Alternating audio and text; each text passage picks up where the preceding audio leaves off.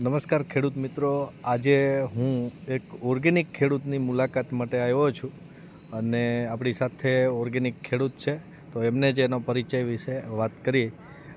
તમારું નામ અને ફાર્મનું નામ?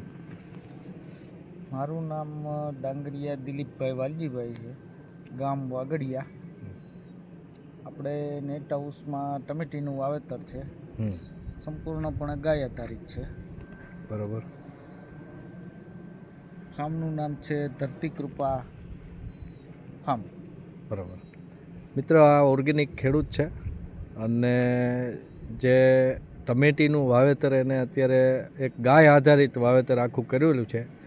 આ ક્યારે વાવેતર કર્યું તમે? બીજથી કે પછી આ રોપ તૈયાર કરીને છોડ્યો હતો?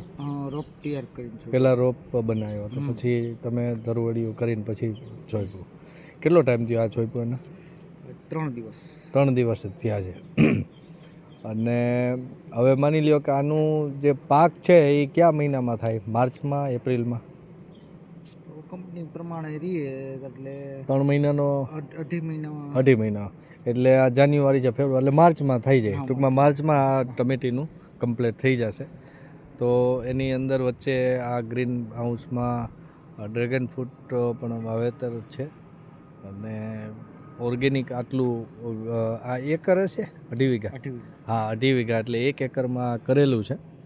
અને આ એમની વાડી છે ને, વાડીએ જ રહેવાનું છે ને આપણું? હા, આ વાડીએ જ એ પોતે રહે છે અને મૂળ એમનું વાગડિયા ગામ છે. આમ ગણીએ તો ખરેખર વાડીની જે મજા છે એ આખી ઓર છે, કારણ કે અમે સિટીમાં રહી અને ગામડા કરતાં એ વાડીએ રહેવું અને તંદુરસ્તી લેવીને, એમાંય તમે પ્રાકૃતિક ખેતી, અને રાજ્ય સરકારનો પ્રાકૃતિકનો એની પાસે સર્ટિફિકેટ પણ છે, દિલીપભાઈ ને? દિલીપભાઈની પાસે.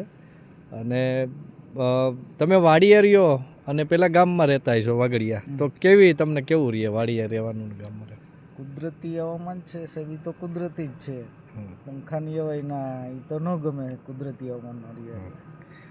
પણ દિલીપભાઈ, ખરેખર આમ ગણીએ ને તો વાડીએ તમારું 10 વર્ષ જિંદગી વધી જાય ફાઇનલ. કારણ કે તમે એક તો ચોખ્ખું દૂધ તમારું પોતાની અહીંયા ગાય, અને એમાંય ગાયને પણ ઓર્ગેનિક વસ્તુ જ ખવડાવતા હશો કે એમાં રાસાયણિક? કારણ કે તમે આજે આ કરો છો ઓર્ગેનિક, એટલે એ દૂધે ઓર્ગેનિક આવે અને સાથે સાથે કુદરતી હવા, અને વાડીએ પણ બધું શાકભાજી આ તે બધું તમે ઓર્ગેનિક કરતા હોય તો ક્યાંય કેમિકલ વગરનું જે તમે ખોરાક લ્યો તો જિંદગીમાં 10 વર્ષ ઉંમર વધી જાય, એવું અમારું કહેવું છે. બરાબર.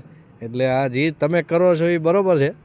તો દરેક ખેડૂત મિત્રો ખરેખર વાડીએ રહેવાની મજા અને ઓર્ગેનિક કરી અને પોતાના ઘર માટે તો કરીએ છીએ, પણ એવામાં આવી રીતે બિઝનેસ પણ કરે છે ઓર્ગેનિક. તો આ વિસ્તારમાં ખાસ કરીને અહીંયા વાગડિયા અને એક મેં જોયું હતું ભલસાણ બેરાજા રોડ ઉપર સદગુરુ ઓર્ગેનિક ફાર્મ, આ બંને ફાર્મની મેં વિઝિટ કરેલી છે. તો ખૂબ ખૂબ આભાર દિલીપભાઈ.